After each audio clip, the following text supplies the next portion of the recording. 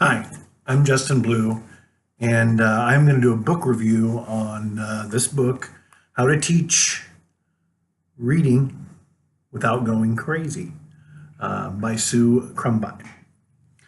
It's for students from 4th to 8th grade.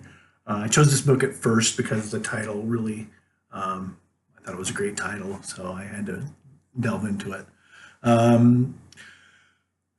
Kids don't seem excited about reading as they used to be. A lot of behavior comes from kids who don't like to read. This book helps teachers deal with children that are uninterested in reading, that have poor reading skills, or think reading is dumb, and that think video games are more exciting. There are 3 parts to this book. Part 1 helps you access your current reading program, make changes, and provide resources to help make it better. The second part gives new ways students can share what they read, which the author finds critical in a successful reading program. In part 3, you will find a book list that are good choices for your reading program, and a good synopsis for each book in there. When I delved into part 1, I immediately saw 9 principles of reading instruction. They include the environment of the class that reflects the teacher's belief on how important reading is, read every day, understand the student's home life, use great literature, and so on. Another important aspect in the first section of the book is classroom environment. The author feels it is important for the classroom to have reading supplies and materials throughout the schoolroom. She even gives a couple of classroom layouts to better support the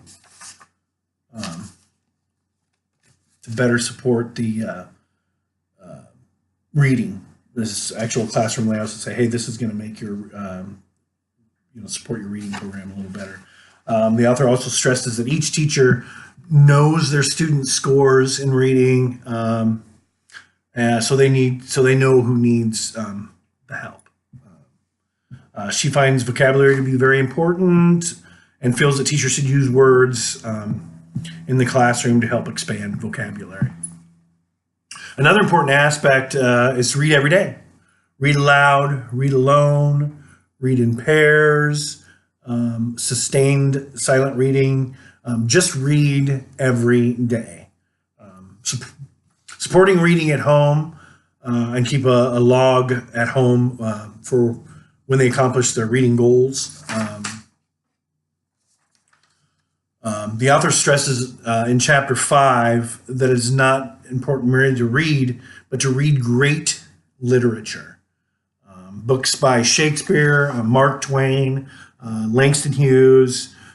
She suggests working with actors or poets, or just putting on a play themselves. Reading is important. Reading is important. Period. The author says it's important to send letters home to the parents, so you keep them connected with home life. The student, remind them how important it is to read to a student, and have them read to you or a younger sibling. It is important for us as reading teachers to meet with parents at special events like open house nights or PTA meetings. These are great places to share with parents what the students' needs are, what they've been reading, the poets and stories that they have written, the results of a particular reading challenge, or even videos of students giving oral readings.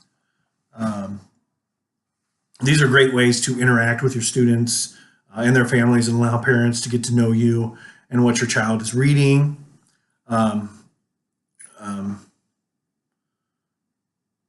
In my classroom, I feel like I want to have like a huge library of books.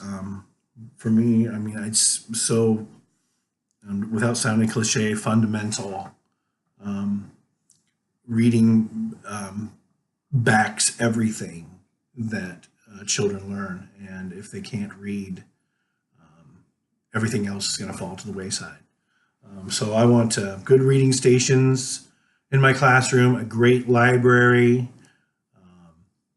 comfortable places for the kids to read. I'd like to, like have my kids be able to like go to the library in groups and read in groups. I think we're going to touch on about that. This book touches on that a little bit. In part 2 of the book, it's focused on how students can share what they read. There are some interesting ideas that I've never heard of. One way is to provide time for students is a literature circle in small groups, each one focusing on a different genre, such as like science fiction, nonfiction, historical fiction.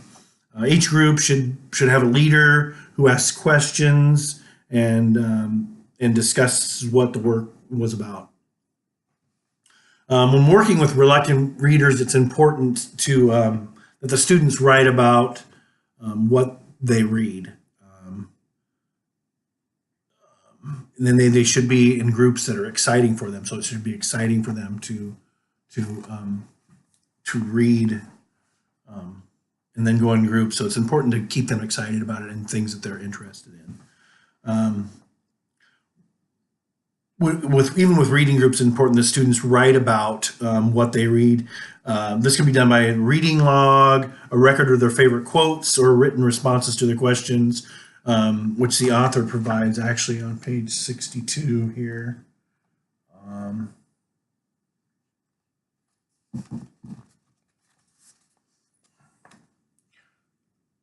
So it says, like on top here, it says, if I could talk to the author, I would say blank. One question I have about this section is blank. I especially dislike this character because blank. Very interesting and great literature prompts. The great idea is that maybe the students could meet in the library or anywhere else outside of the classroom, and it gives them a little more control over their own reading groups. There are many ways that you can manage these groups. The author provides that on page 67.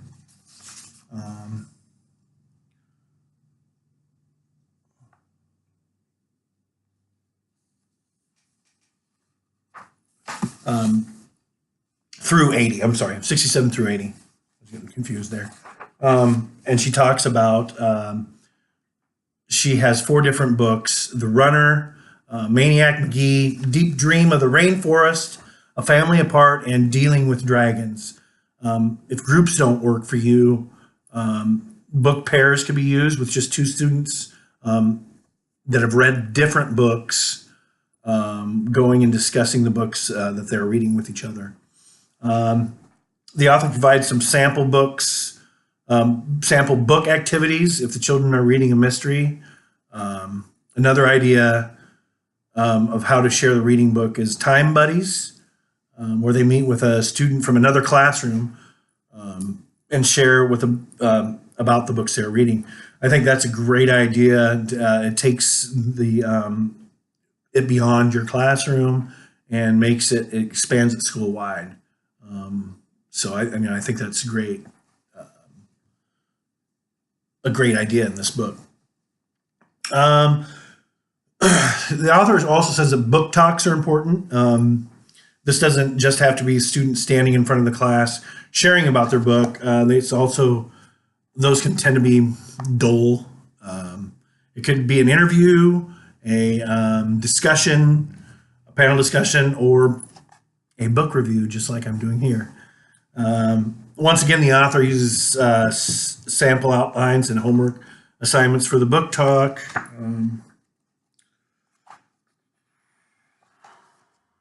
So there's the activities, sample outlines, homework. So for me, the most important part of the book that I like was the third part. Sue Krumbein gives almost 30 pages of books that can be that are great reads, including adventure series, classics, historical fiction, mysteries, realistic fiction, time travel. This part helps any up and coming teacher create a really great classroom library. So once again, I think this book has been great. Very affordable book. Tells you a lot about teaching kids reading from fourth to, like I said, fourth to eighth grade without going crazy.